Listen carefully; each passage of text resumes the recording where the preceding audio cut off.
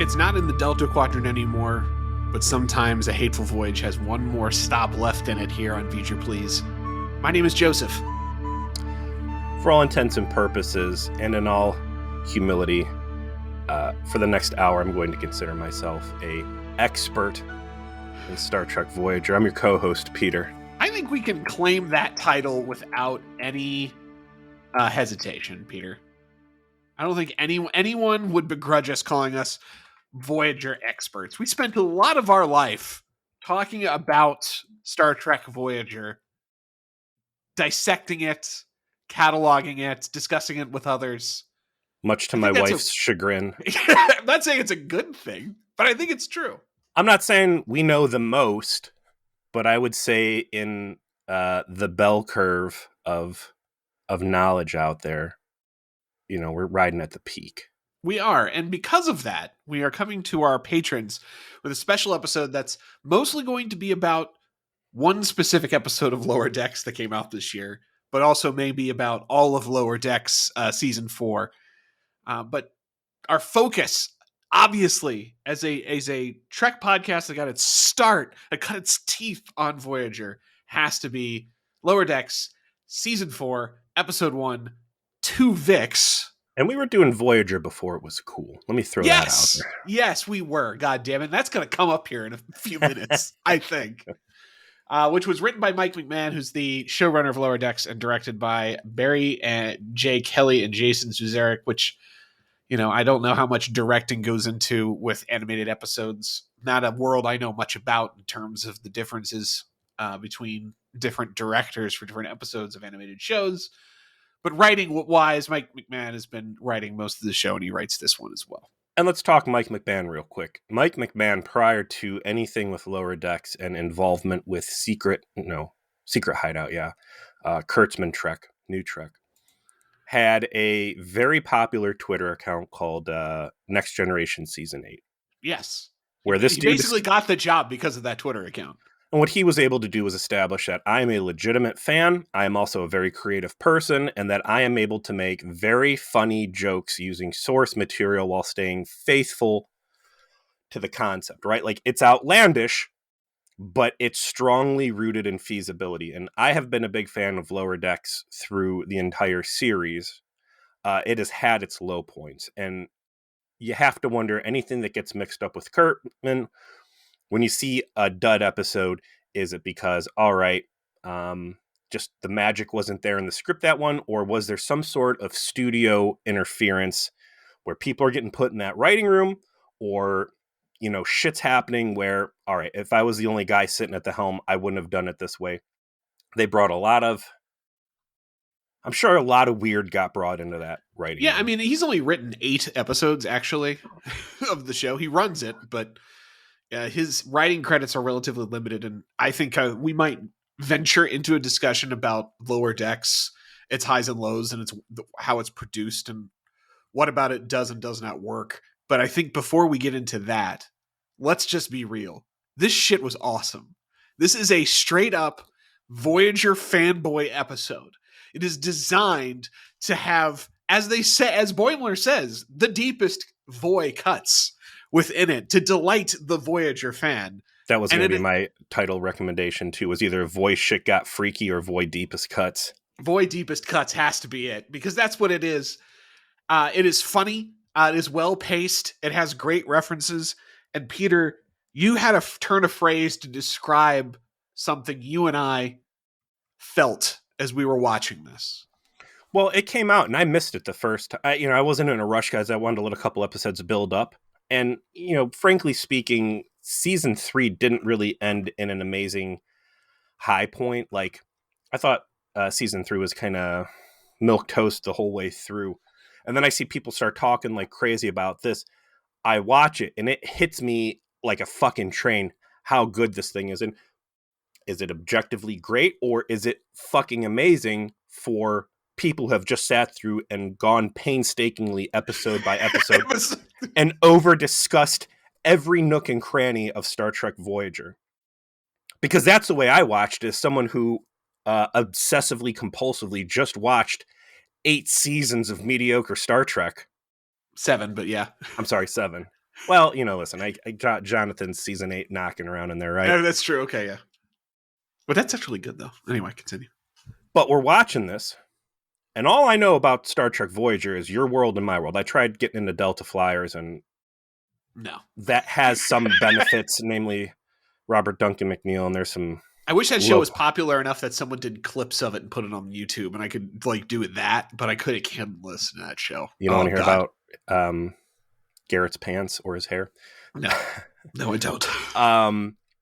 But all I know is this little world that we've created between you and me discussing it, fan interaction, whatever, and we have made a very deep swimming pool to play in and talk about Star Trek Voyager. So then watching this, it's hard for me to say, okay, certainly there's some jokes that everybody goes to, maybe goes to a point where it's just not funny, more like salamander babies, right? Or Twovix itself, right? Like there's a whole subreddit devoted to that.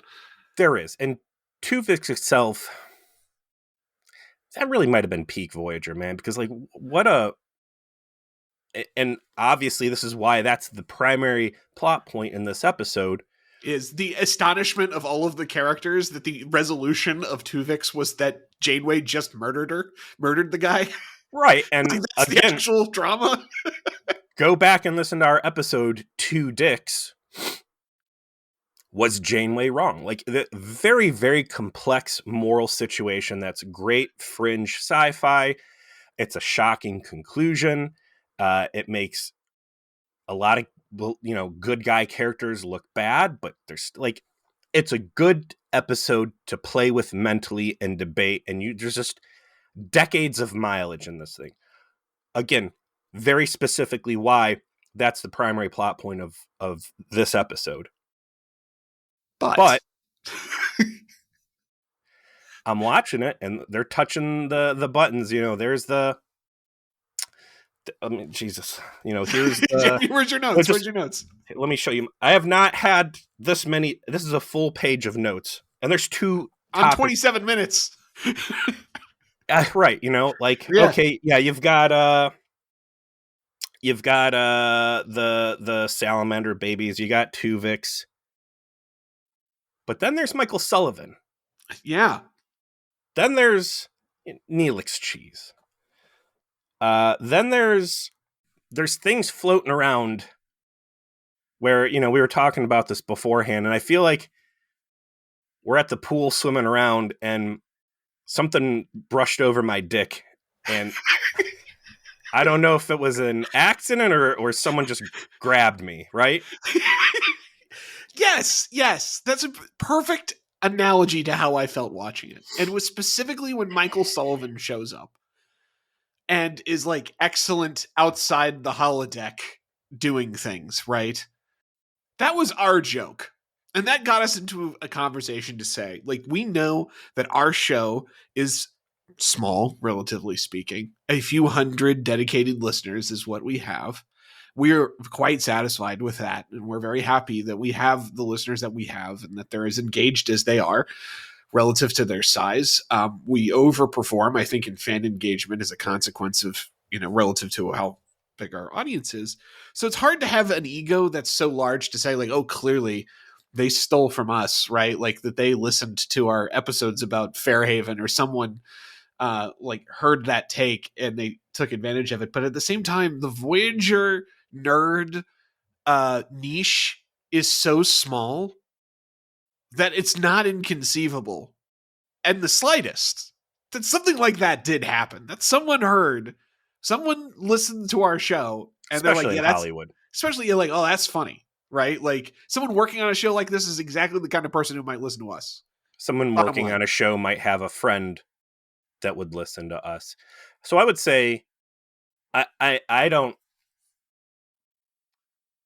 I'm modest enough that I would say that's probably not us influencing directly, another show. And maybe these are just, maybe that at our peaks, we're able to hit a comedy level where it's like, hey, paid writers getting paid to make a comedy show found this joke. Good on you for being good enough to comb the dungeon of... Oh, yeah. Not mad, by the way. If it's true, if it happens to be true, not thank you.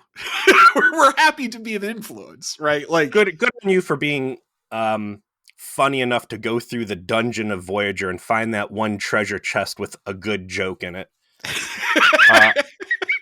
And, you know, it might be on the other end, a friend of a friend heard something and said it without citing us, and that made its way in the show. And that works too. In the end, the reward is, hey, you know, we're sitting here making jokes about how Voyager cast or crew always has perfect hair, and there's a perfect hair joke on the wig of Harry Kim's mannequin that they're moving around the bridge. So, and there's a joke about how the ICP clown isn't actually a hologram. Like, that's like inconsistent with the canon of the show. Like, why would that be the villain in the spot? You know, like they were. I think the way you put it was, if there was a joke about there being a phaser rifle for 7 of 9 to do coworker shootings in that bay, or a bong that belonged to Joe Carey. Like, if there was a joke like that, then I think we would have said, theory confirmed, someone listened to our show, because those are 100% our jokes. Like the Michael Sullivan thing, that's right on the line. Like, someone else might have thought of delete the wife. That's a popular thing. That's a right? meme. Delete the wife is a meme, and maybe they just wanted to do a wife reference, and so they just brought him in instead of like making him a bar, you know, like the Irish bar fighter. But you know, there would have been a picture of Space Mark on Janeway's desk. Yes. And I'm going to tell you this right now, Patreon friends. If we ever do reach a point where the consensus is we have a joke that somehow makes it into an actual show, we will launch a commemorative T-shirt to mark the occasion. That will be our peak of our podcasting careers. Mm-hmm. I will never tell my wife, because she will decks. Tell me to stop doing the podcast, because it will never get any better than that. Hey, Joe, do you want to go painfully slow and review this episode as only we can? Yes, absolutely. 100%. Where did season 3 end? What the fuck? I don't remember. I don't think I watched any of season 3. Gosh, really? Old friends, new planets. I know that they are. No. There was a character I didn't know when I started watching season 4, which is the Vulcan T'Lyn, who I really liked. Ultimately, she's cool, and I would say, I'm saying go and watch all of Lower Decks, anyways. But she essentially gets kicked off her Vulcan vessel for being sassy with her captain, and it is like the slightest microaggression possible, and it's a very Vulcan and very funny. There's another episode that appears between 3 and 4, and that's Those Old Scientists, which was the Lower Decks New Worlds crossover. Yeah, we'll talk about that, I think, in the back half of this episode. I have some thoughts about that and the rest of the season. But Cerritos is headed to a mission at a planet elsewhere, and you know, the mission is in fact that they're going to be assisting with the transport of the USS Voyager from its preservation docking, where it's been set up as a museum, to their efforts to get home from the Delta Quadrant, from where it is now to Earth. It's going to land, because that's what Voyager can do. It can land and hang out at Starfleet Command and be a thing that people can go visit, and then ultimately head to the Fleet Museum after that, which we've seen, by the way, because of Picard. It is, in fact, at the Fleet Museum. It's a very cool thing. It's a secret where they're doing, it's not really a refurb, it's just a restoration. Right. And the alien who is the caretaker, which is fun because that's the one joke that never gets made through this entire thing, is anything caretaker related. I was expecting to see at least like the caretaker dead egg, or remember that like rock that was his mate? Right. No reference to it in the background at all. What's the guy called? Is he the curator? I'm sorry? Beligio Tweakle. He's just a curator. Let's call him for what he is, and it's Andy Richter. Yes, he is Andy Richter. You're absolutely right. Speaking of which, did you see any other voice credits in here that were at all authentic to the characters they were portraying? I'm sure they're not going to drag Michael Sullivan in. No, although, that guy was... Yeah, none of them were voiced by their Voyager people. I think the guy who played Dr. Chaotica actually passed away. Ooh, rip. Yeah, and no one knows who the Sullivan and the clown were voiced by, nor the Voyager computer. So they show up and it's a surprise. This is Voyager being restored. Voyager looking fucking hot Voyager as theme a all over it. Yeah. CG model, as a cartoon, and that was the same. Like the art style, Rick and Morty art style of Lower Decks was very present early on. But I would say quickly, and that's one of the things I liked about Lower Decks was the cool Trek shit, specifically the ships, are all rendered badass. Yes. Ultimately, I would like to see some sort of a ship-based video game that uses this art style, because the Titan, uh, the Enterprise under Pike, because they animated that. Voyager, what's the twin to the California class? They've got their upgraded version. Oh, yeah. Whatever the fuck is that, looks dope. Like the ships all look great. This is no exception. Hey, I'm putting together a museum. We get a cool pan through the ship. They're showing engineering. I love the heavy use of the era appropriate Delta with the bracket behind it, which was like the First Contact Deep Space Nine bracket. Correct. Everything on the ship looks like it did via the animation that is true to the Voyager show. So all of the main crew areas have been turned into exhibits, and in the exhibits there are mannequins, which Andy Richter will say, like, hey, these are mission worn uniforms. There's Harry Kim with perfect hair. There's a 7 of 9 doll with giant boobs in the skin tight silver outfit. That's very quickly establishes, like, hey, someone did a lot of homework and you're in for a treat. Oh, there is a side plot in the episode, and that is Boimler has been informed by Ransom that he is going to be promoted to lieutenant, junior grade. So he is super anxious about nothing going wrong in this particular episode. Yeah, unless there is a significant, massive fuck up. Also, on the mannequin, I loved Neelix had his discount African King apron and hat, Of course, and like the fucking side chops on him. It is a classic look. You have to maintain it. That's another thing that really stood out that didn't touch on it. There was no mention of Neelix's feet. I would have put money on that.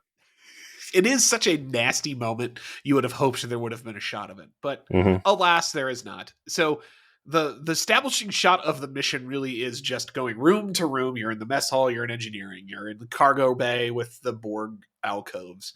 All of it's there. And there's little displays of their adventures that you're seeing in the background. A lot of it is very familiar.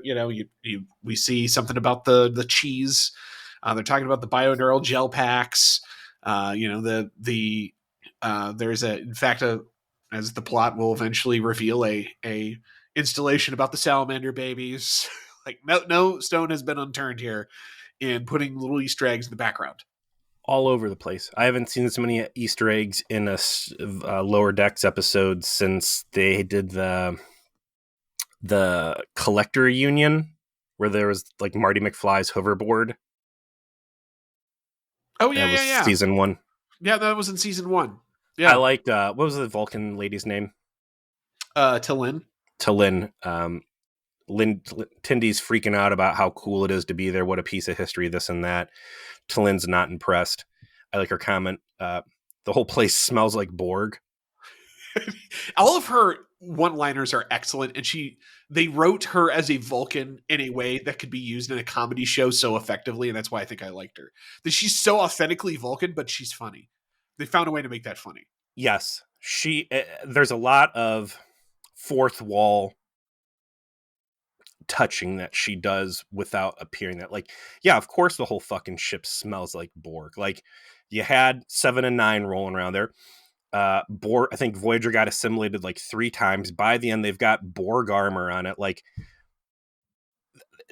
that is such a cutting comment, because whatever Voyager was supposed to be conceptually, by the end they had to discard anything that had made them unique and just turn them into, we're desperate to keep the fans, we're desperate for ratings, just keep ringing that fucking Borg bell, and anything we can drag out of the Alpha Quadrant and put in front of the screen, like, just, we're going to abandon the core concept. We're abandoning the Federation, Maquis strife. We're abandoning Kazon and Vaudoir and all these other unique guys, and it's just, the Borg show, and we're going to fuck the Borg into the dirt.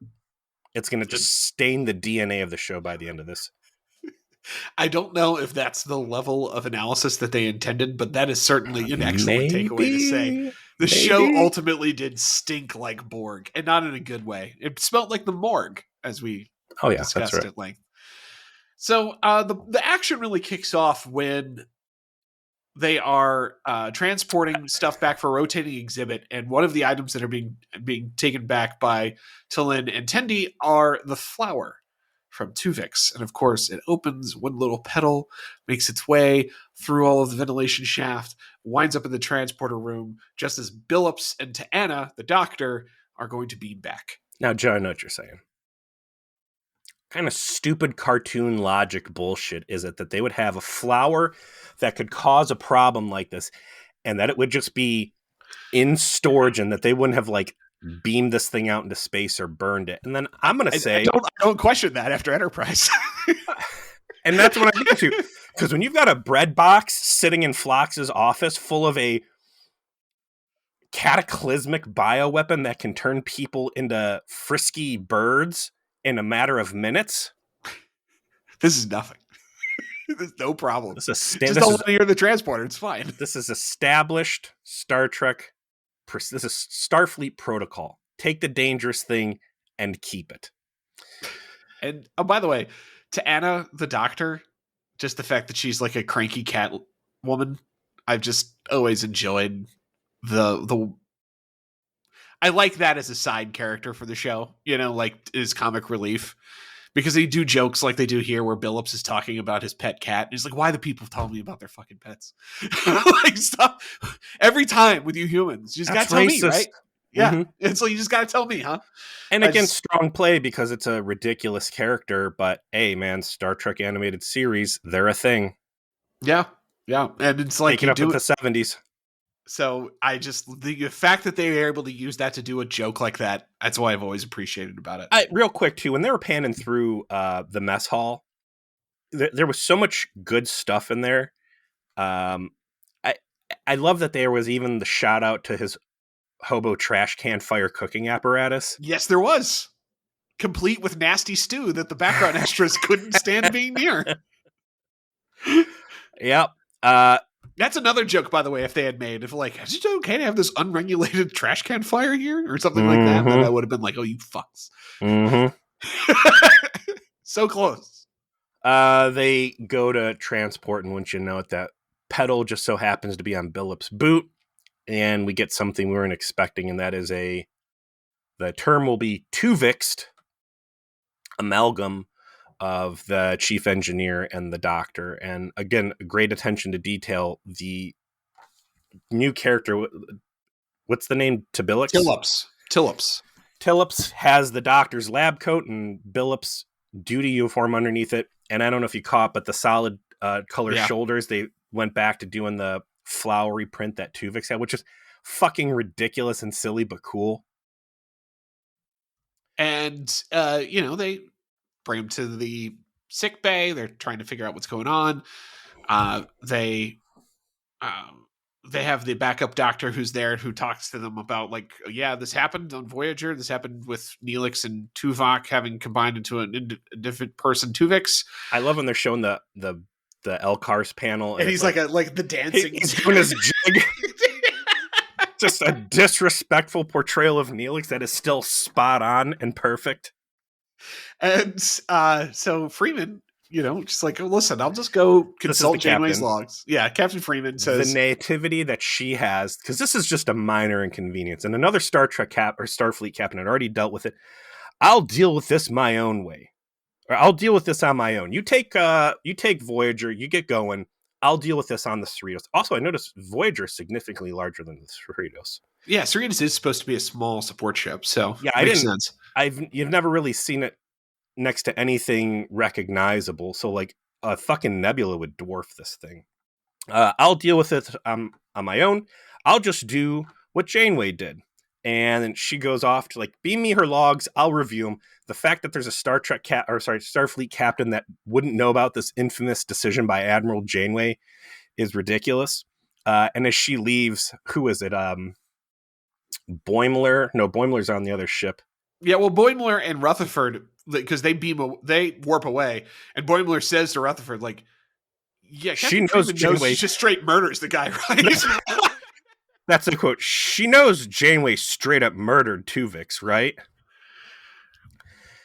And thus is the comic thrust laid out for the episode, because it's going to be Freeman thinking she's got an easy decision here and then seeing something horrific and having to find a way around it. I'm almost surprised that they didn't get Kate Mulgrew to have Admiral Janeway like get called on the horn, like tapped for assistance on this one.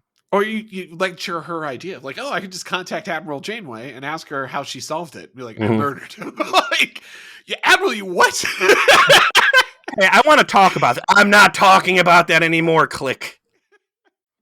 But let's just do the stuff that's on the Cerritos first, and then we'll go back. We'll go back to Voyager. So on the Cerritos, they cut back to Freeman in her ready room.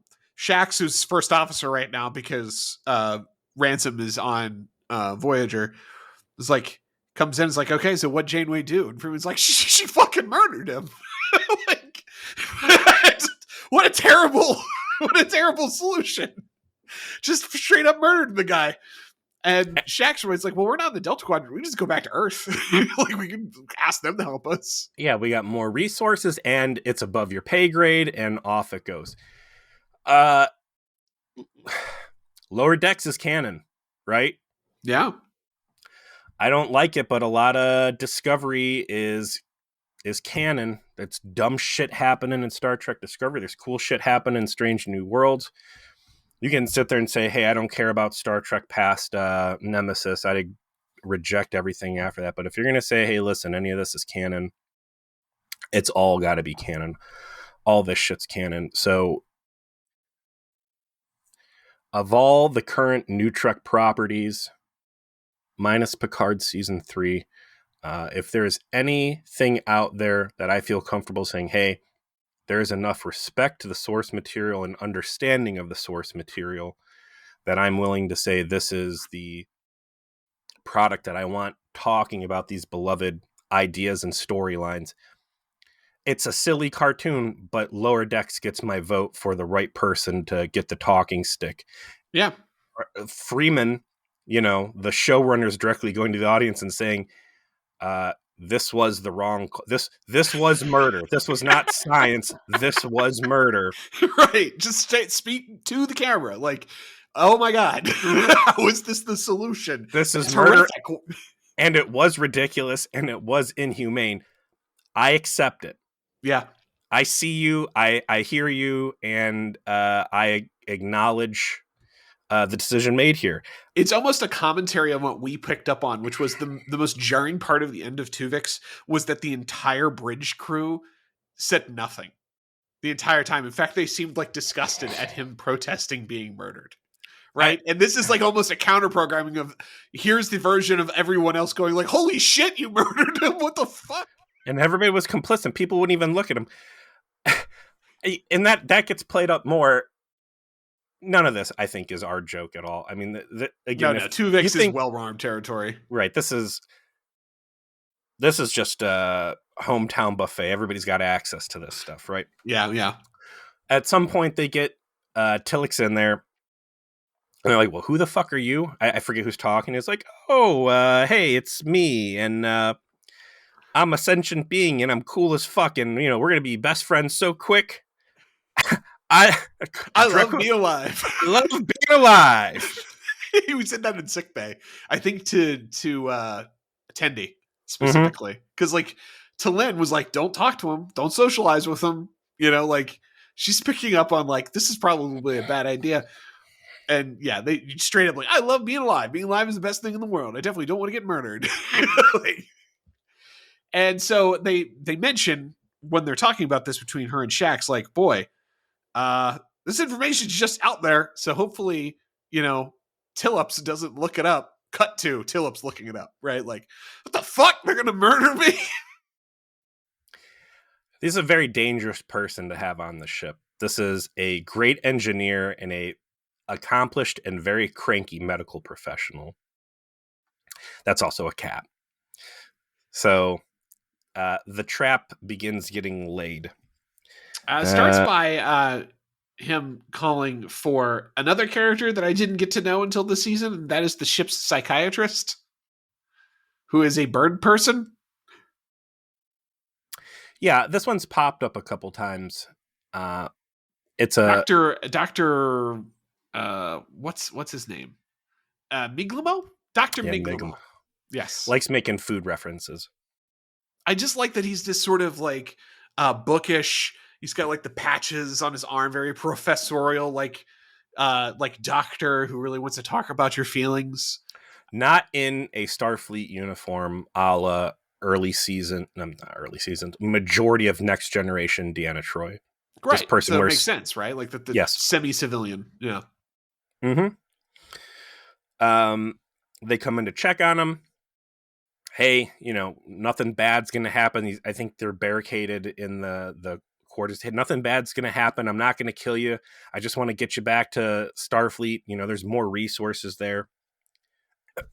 Hey, come on in. Stand right there on the floor underneath that giant X. Never mind the makeshift transporter pad looming over your head.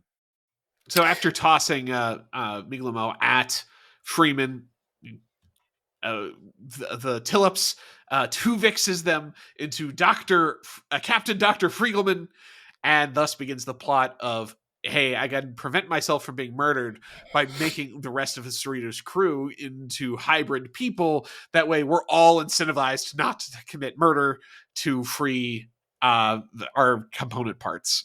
And then, the joke goes from there where it's like a combination of barns and shacks to be like this like Titanic Bajoran, death woman.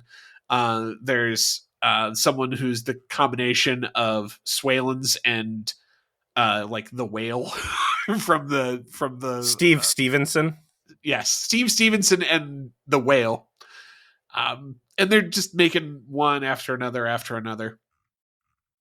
And ultimately, and in order to try and prevent this from continuing, T'Lyn tries to beam all of them into a single entity. Well, prior to that, and this is where the good Star Trek is, like the good straight-laced Star Trek, is you've got dialogue going between T'Lyn and the Vulcan who's, she's trying to best friend up here, her best science friend. You mean Tendi and T'Lyn? Yeah. Tendi and T'Lyn, I'm sorry. Tendi's trying to best friend up T'Lyn. And it's T'Lyn representing the cold hard science, surprise, and Tendi as this human emotional component that recognizes that the Twovixed people are people, and you can't just separate them because now this is the Twovix argument distilled, the two sides. And it was interesting to me to see the show paint itself in this corner where it's like, well, someone's going to have to be wrong. They cannot repeat the mistake. They can't repeat the plot of Voyager, where you have very clearly a murder taking place by good characters. How are they going to get themselves out of this? And the way that they create a escape route for the main cast to murder everybody is they just escalate the situation to Cronenberg levels, right? Yes. What if we make it so intractable that it's okay to kill whatever's left, right? Mm-hmm. So T'Lyn accidentally makes them into a Cronenberg monster, which they then straight up say, I think like actually Tendi says, well, what we had before was a bunch of sentient beings. This is more of a non-sentient flesh sack, so my moral issues aren't present anymore, right? Suggesting, of course, that T'Lyn is the one that kind of murdered all of the hybrids, but it works to finish the plot, right? Like, let's just make it ridiculous. Let's make it like, and then we'll literally have Tendi solve it using the power of friendship, which is like what she does every time, and solve the problem. Insert a quick joke there where they are beaming, where the Twovixes are beaming everybody and merging them. T'Lyn and Tindy run out into the hallway, and T'Lyn goes up just a random panel on the wall and circumvents the transport. She's like, I'm taking control of this transport. And she's like, wait, you can do that? She says, Starfleet systems are easily circumvented, which, how many times did we go back to that concept where just every single person, it doesn't matter if they're like a potato farming Amish, a space Amish person, like everyone that encounters Starfleet hypertech, just a few taps on a wall panel completely blocks the bridge out, takes everything over. I can run the ship from here. Yeah. Yes. Basically, Starfleet has terrible passwords. They're like 2 characters long. Their OPSEC is terrible. Yeah. Mm-hmm. Also, great joke earlier on when T'Lyn or Tendy's trying to sell T'Lyn on the coolness of Voyager. And she's like, oh, yeah, the whole place smells like Borg. Hey, you want to go check out Twovix's quarters? Or you mean Twovix? Twovix quarters. Like, are they austere? Nice shout out to Tim Russ's performance. And, while we're sitting here watching Voyager systems get punked again, another nice callback to the ineffectiveness of the chief security officer.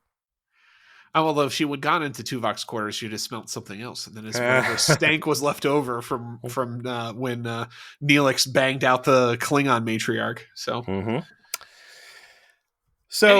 They separate everything. Mission accomplished. There's a mass murder, but at that point, it was very clearly a mercy kill. So, great way to see that plot through. Without having to actually decide how you would solve it, right? Like, as you kind of suggested. Like we can't actually solve the problem. We have to make it ridiculous. And this was a good way to do it. And it's a good Vulcan play of like, okay, you're fine as long as these people are happy and whatever, but you're arguing that whatever the transporter makes is a new life form. So let's just take it to 11 and let's see if your theory scales. Oh, it doesn't. Turns out it doesn't. Back on the heart of the matter on Voyager. Things are going okay until, unfortunately, after prying open one of the panels on accident, something happens, and that is a dormant macrovirus has emerged from the panels that was like chilling out behind the bioneural gel packs on the bridge.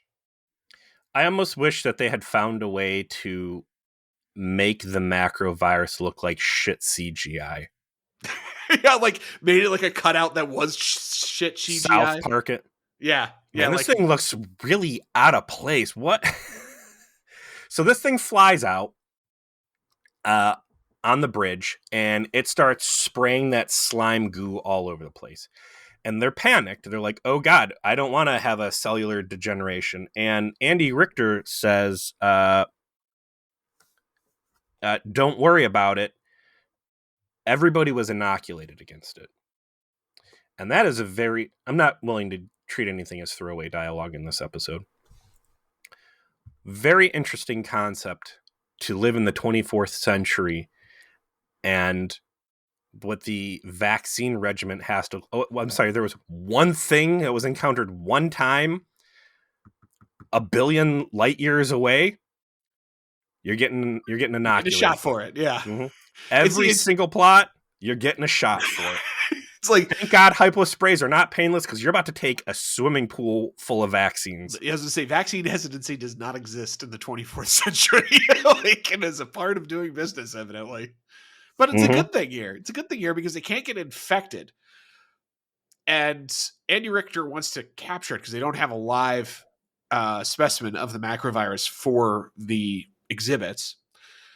But because Boimler is kind of feeling very unsure about what's going on, he's not fully invested in what's happening. And a little self-sabotagey too. Yeah. And maybe he doesn't really want to be promoted. I do like what's the name of the species from Darmok? I forget the name of him. The guy's name's Kayshawn. And that he's like the tactical officer on the Cerritos now. And he does his, like, he can speak normally, but he also does the metaphors. And like Ransom speaks in metaphor at one point and like fist bumps Keishan for like picking up on how how his language works. Perfect. See, I'm paying attention. I'm I'm listening. paying attention. Yeah, shock him That with the guy- balls, Cole Edson. The macrovirus flies off, and now we get into comical levels of escalation, right? Right. It's knocking over the salamander robots. It flies, it shoots some goo on one of the wall panels, and instantly we go from like a 4 to an 8 as the computer spawns Chaotica. Oh no! First and foremost, it had a clarinet in it. It had Harry Kim's Yes! clarinet in it at that point. So that's another one. It had a Borg nanoprobe that got turned into a macro probe because it's on the macro virus. So now it's a Borgified macro virus. And no, that'll get spawned after. Oh, that gets spawned after. Okay, so then they activates the computer, turns the holographic characters of the Clown, Michael Sullivan, and Dr. Chaotica on, and then turns safety protocols to random. Might have been my favorite part of the episode. Safety protocol set to random. The only, I think, continuity miss came up in this spot because Mariner is complaining to Andy Richter, is like, how are holodeck characters chasing after us right now? We're not on the holodeck. And he says he added holographic projectors to the hallways.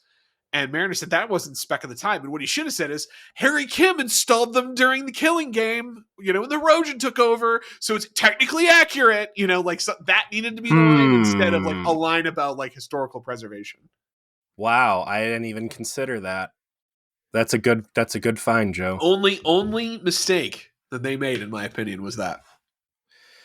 So yeah, there's a real strong gag of the macrovirus shooting goo all over the Borg alcove area with Harry Kim's clarinet stuck in there. With the systems with the safeties on random, you've got and at some point the clown gets like super replicated, so there's like dozens of clowns running around, and they grab the macroviruses and they start gooing people to the walls, like cocooning them, right? Right. And then the robot salamanders, the robot Janeway and Paris, get Borg nanites in them. So they have become Borg drones, essentially, and they're trying to get Voyager back to a Borg cube. So they're opening up a fucking which let's talk continuity for a moment. Did Janeway collapse the entire what was the warp tunnel system called? Oh, the transwarp conduits? Did that all get collapsed? Yes, supposedly. Because it looked to me like they were using, unless that was actually some sort of a wormhole, I don't know, the telemetry pattern to get them to Borg cube 858779 looked like it was not using traditional warp. But whatever. So now stakes are at a 10. Not only do you have nonsense going on and murderous holograms coming after you, but the ship's being flown out to a Borg cube for assimilation. The Michael Sullivan hologram is just trying to make out with Mariner, which she likes. She's kind of all right with. She's kind of down with. And then, of course, Chaotica is chewing the scenery, doing the big Chaotica stuff. The music is in the background. Perfect. You got to do Chaotica if you're doing a Voyager episode. So well done there. So they are in bad shape. Mariner is trapped in a hallway. Ransom and the security Rutherford, and the security guy are in the astrometrics stellar lab. cartography. Astrometrics, my bad. Yeah, and nice use of set pieces. Yeah, this is actually the only time you get to see astrometrics, which is nice. And the only person who's loose that can solve anything is Boimler. And so this is when you get to Boimler's plot, which is he runs into Mariner. He's like, listen, they're going to promote me. Last time that happened, it ruined our friendship. He's very concerned with his relationship with Mariner not being destroyed as a consequence of him receiving a promotion. And she bucks him up. It's like, listen, this is your thing. You love Voyager. You love doing Starfleet shit. You're capable of solving this problem. And don't let you should get promoted because I'm the one who told Ransom he should promote you. So get out there and fucking solve the problem and stop worrying about me. Which leads to something I'll get to after we're done talking about the episode, which is like what this season did better, but what it ultimately failed to do, which is sort of grow up a little bit. But sure enough, Boimler goes out. He goes to where the rest of the crew is captured in Astrometrics. He only frees Rutherford because he's like, I need an engineer. The rest of you guys are going to have to sit. Peace out. And sure enough, how are they going to solve the problem? They're going to the bridge, and they are going to infect the ship with the cheese. With a caulk gun full of Neelix cheese. Yes, they got the Neelix cheese. They're going to infect the ship to break the computers so that the holograms will stop. I love that as they're going up to the bridge, Boimler's like unsure of the plan. And there's been a couple comments along the way. Ransom, is commenting on stuff before shit really hit the fan. And he's like, hey, this is Voyager, man. Shit got freaky. Shit got weird. Freaky. So as they're going up there, Boimler's like, hey, you think this is going to work? And he's like, I don't know. Feels like a kooky Voyager solution, so it's worth a try. And that's sums up so much of Voyager Ramrod endings. Perfect. Absolutely perfect. So he bluffs Dr. Chaotica into thinking that he is the son of Captain Proton to beat that. And there's a comment at some point when Michael Sullivan just goes, I miss my wife. Yep. So it's like, okay, did the joke. Good job, guys. And sure enough, the cheese is able to disable the computers before the clown is able to kill Boimler. And they free everybody. And they're like, all right, roll up our sleeves. We can get this place fixed before we arrive at Earth. And they have a nice little ending where they get there. The Voyager is now an exhibit, as is the adventures of Boimler and Rutherford with the cheese. I like the captain's log of after dealing with a busy day of Voyager-themed obstacles. I like Voyager landed like right in the front yard of Starfleet headquarters, which is cool. And you think it's all done. You think the jokes are done. You think they're done talking to you and me specifically, but they're not, because they do the award ceremony. Everybody gets their promotion. Mariner is very unhappy that she was promoted. She did not want this. She confronts Ransom. Why did you do this? I didn't want it. And he's like, hey, basically, you did a great job. And they lay this line on me, Joe. He turns around his view screen and says, did you know that Voyager is full of cameras? Yes. Hallway camera, where I saw your entire fucking thing. And it's like, look at that. How many times? Maybe you know what? Maybe they stole that. Maybe that's the one they stole, Peter. Maybe that's it. I think we might be the only Voyager security camera joke.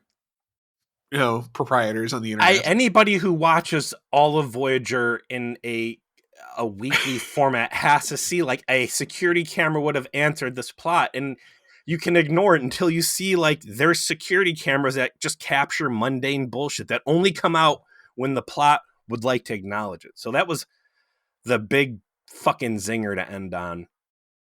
And everybody's happy and everything returns to normal. Minus a couple round of promotions. Yeah, in the end, everyone but Rutherford is promoted in that episode, and then Rutherford is basically the joke is he gets promoted next episode. So the crew is getting promoted, and that's kind of where I want to return to talking about Lower Decks as a whole, particularly like the last 3 episodes plus the Strange New Worlds episode, which we watched all of this, and I really liked this 4th season. And it seemed really close to doing what I think was vital for it to do to be good television. And that's grow up a little bit. And it didn't quite make it.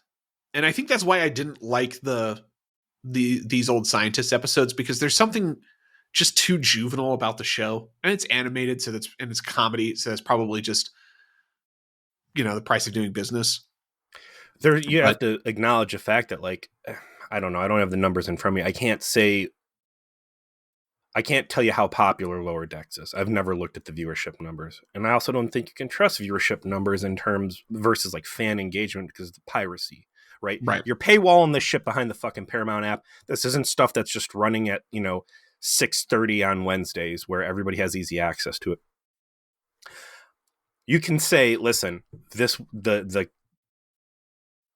core theme of this TV show is it is animated characters running around screaming, waving their hands.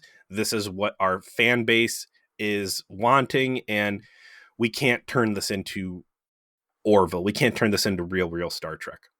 That's not what it was designed to be. And I kind of understand, and that's why I'm a bit more measured in my criticism, because I don't necessarily think it can be real Star Trek because of the premise of its construction, and maybe to the extent that they allowed the characters to grow up a bit is all they can do, which they do, which is what the season's really about. Like ultimately they turn Boimler into more of an actual like person that has capacity to be a leader, and he even captains the Cerritos in a critical moment in the finale. The Tendi, obviously they do a lot of retconning of the Orions, hard retcons of the Orions to try and take them away from the sexy slave girl era, I suppose. Which is pertinent because we just had our first real taste of Orions in Enterprise during the Erickson. Man, and let me tell you what, we finished the Eric Soon plot arc, and only now when I'm like fucking driving to go meet my mom does it dawn on me, we should have been calling him Rick Soon-Chez. You see, rolls off the tongue. Takes time to crank out bangers every once in a while. Well, listen, man, we had 2, 4, 5 episodes to do it across a 3-episode arc. I'm going to take that loss, a well-deserved loss, but anytime Rick Soon-Chez comes up, that's how he needs to be referred to as from now on. We saw what the Orions were supposed to be in TOS, and we saw further reinforced in Enterprise, and then just as Strange New Worlds really attacked the Federation banning, the Earth banning of genetic engineering, they're trying to PC up the Orions into matriarchy, and it's all a show, and forget about dancing slave girls. I mean, the Enterprise episodes to come cover that ground, but also, the Orions used the ability of their women and the fact that they kind of secretly ran their society as a weapon. And that was the point. And, they tried to preserve the matriarchal element, but tried to strip the sex out of it here, which I guess it's animated. So I don't, you think you necessarily want to go that direction, but I've seen a lot of animated boobies. That's that's a thing. I don't know if you know. So, and that goes to what I don't like about the show, which is, it reminded me actually also of something you and I bonded over very early in our friendship that I've mentioned before, which was this essay someone wrote that you shared with me about how maybe the actual plot of Star Trek Next Generation is that these are all a bunch of officers who have been left on the flagship and have not advanced in their careers and have not given other assignments because they're too pure and too good to exist within the otherwise willing to do dirt Federation. They're too idealistic, and so you have to keep them apart. Something that TNG accidentally sort of comments on from as early as the first season. Yeah. And with a conspiracy, that the conspiracy bugs thought so much of the purity of Enterprise that they sent them away while they were trying to take over, right? That's the plot. So and to me, there's almost a secret through line that this show is really about how Beckett Mariner refuses to become an adult. And she doesn't want, because the show establishes by the finale that she is canonically at least 31 or 32. And she's still an ensign, okay? By choice, obviously. And she became a Starfleet officer at the exact wrong time. All she did for the first part of her career, for the first 10 years of her career, was fucking fight the Klingons, the Cardassians, the Jem'Hadar, the Vorta, the Breen, the Borg, one after another. She watched people die all the time. She didn't like it. She hates it. She's traumatized by it. That's her character arc. She's traumatized by death and everything that she's been asked to do. And she's being protected in a way by her mother and her father with an assignment where she doesn't get exposed to these things anymore. And it's as if the show is trying to say, listen, Yes, you went through all of that, but so did everyone else. So did every senior officer character on the show was also an officer at the time those things happened. Freeman and Shax and Billups and the rest of them, they were all also engaged in the same traumatic things. And the whole part of growing up and becoming a leader is you have to stow that, you have to get over it, and you have to assume the mantle of leadership, because these people won't be able to do it forever. You have to take over at some point. It's like a message to millennials. Do you have to grow up? You don't have a choice. Okay? It doesn't matter what you've been through or how hard things are. That's life. That's the lesson that Star Trek often tries to teach, is to say your resilience and your ability to overcome these things and to endure is a virtue that you have to at some point grasp. And they were so close, I think, to like making that point in a way, and didn't quite decide to commit to it. Like, well, the whole Locarno, he's there, he's like trying to rehash old glories. He's trying, like, because he was someone who had his destiny stolen from him in his view, and sees Mariner as a kindred spirit in that regard. And she is older than like Boimler and Rutherford and Tendi, who are much more idealistic and didn't go through the things that she went through. It's all right there, and they just kind of like punted on it ultimately. I see everything that you just laid out, and that is not a message that I initially picked up on, but now that you've pointed it out, I absolutely do see that. And I absolutely understand why Secret Hideout would not go towards millennials and say, boomers tell you need to grow up and quit being pussies. Yeah, like they just like couldn't. You can't turn on your fans that because it's not people like you and me watching the majority of Lower Decks, sadly, and people our age range. Not that I'm a Gen Xer, all right. Yeah, I'm a little too young to be a Gen Xer, but I'm gonna call myself a Gen Xer. You're not getting the neckbeards with this one. This Lower Decks is its own creature, and you can't go directly to those people. And maybe that's their subtle way of doing it, is not pointing a finger and saying grow up, but like, hey, look, connect these dots on your own in your head over time. Yeah, Mariner represents exactly what you said, a very unfortunate segment of Starfleet where I joined to be an explorer and said it was just war after war, because war sells, and it just so happens that, we're telling expensive TV shows during this time, and we need to keep asses in seats. Overall, the season 4, it's pretty strong, but there are plot threads that get laid out, and there's a lot of great callback, and there's a lot of playing with original source material. Starting with this Nick Locarno thing, because through all of the episodes, you're seeing by the end strange starship encounter all of the different major antagonist species. Yeah. Well, I mean, you got Binars in there too, right? Yeah. And it's hey, what's that thing? Shoot. Oh no, it overpowers and seemingly blows us up. In reality, what's happening? It's Nick Locarno, who has been pulled out of mothballs.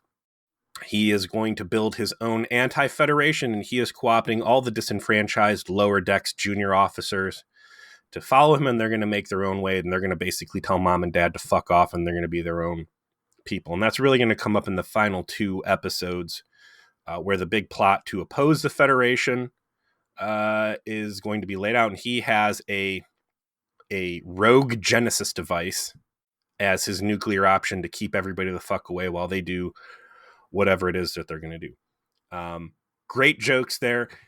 Gosh, their decision to pull in Nick Locarno and to actually have Robert Duncan McNeil voice him, right? Right, and then make a joke about, like, he looks just like Tom Paris. How many hours have we sat there and talked about Tom Paris and why that isn't Nick Locarno, and was the fear that if that was written as Nick Locarno, there would be weird royalty stuff that came into play that Paramount was not willing to pay out. So instead they just made a brand new character that is a wash and rinse of the original character.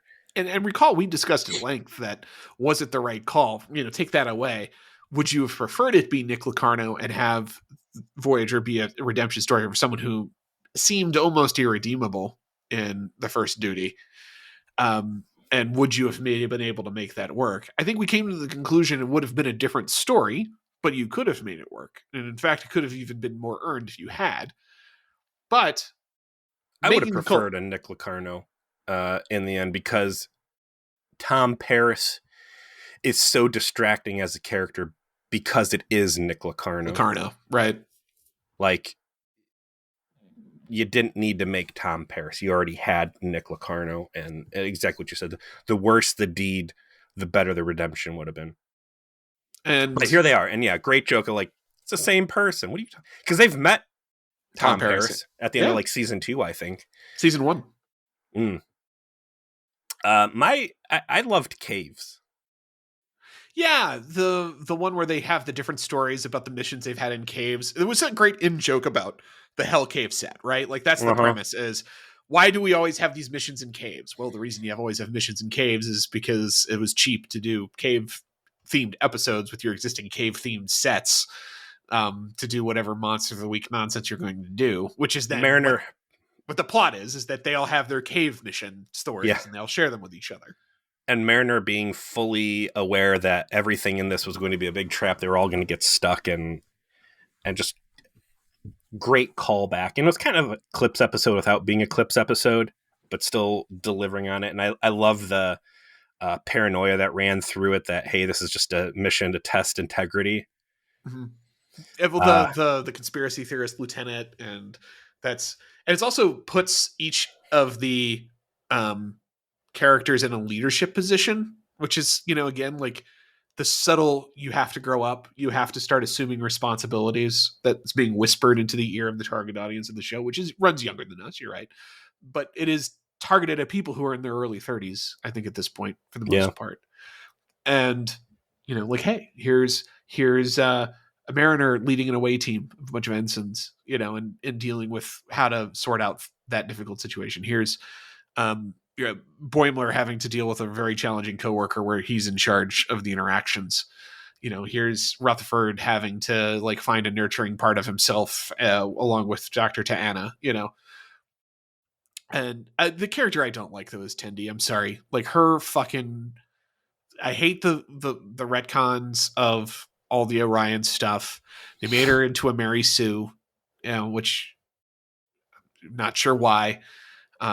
She's like a super assassin for her crime syndicate or something like that, and ran away to join Starfleet. And she's always just like, I know that she's the sunny optimist and that you want to have that, but it's like it's like too much. To that, I'm going to say Michael Berman and Raffi. And she is light years better than either of those two. So I will count my blessings, and I am happy to have Tendi on screen. Just because I don't like liver and onions doesn't mean I want to eat actual poop. One thing's edible and one thing isn't. Yeah, listen, man, I'll take her. No complaints from me. The low part of the season for me was Path to Ferengi's Heart Place. Like, I fell asleep a couple times during that episode. I don't know why, it just didn't click for me, although I did really love the Ferengi TV obsession that Boimler picks up, culminating in Pog and Dar, cop landlords, the most poignant fucking, we're talking about who the target audience is, who they're pandering to on lower decks, and they're framing cop landlords as the ultimate villains of capitalism. There you go. I like that episode because it had Ram and Lita, who are big DS9 characters, in it. So all of that worked for me. So in any case, I will say season 4 overall worth watching.